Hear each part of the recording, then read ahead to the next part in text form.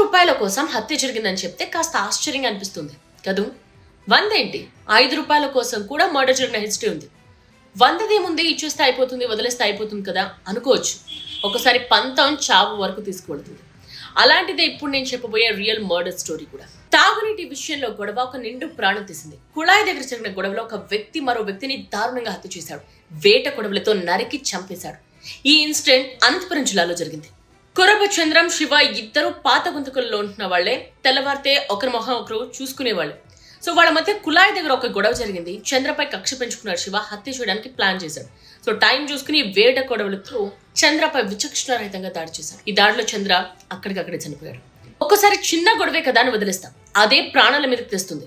Recent గా హైదరాబాద్ లో parking విషయంలో జరిగిన గొడవలో 2 వేర్వేరు చోట్ల హత్యలు జరిగాయి.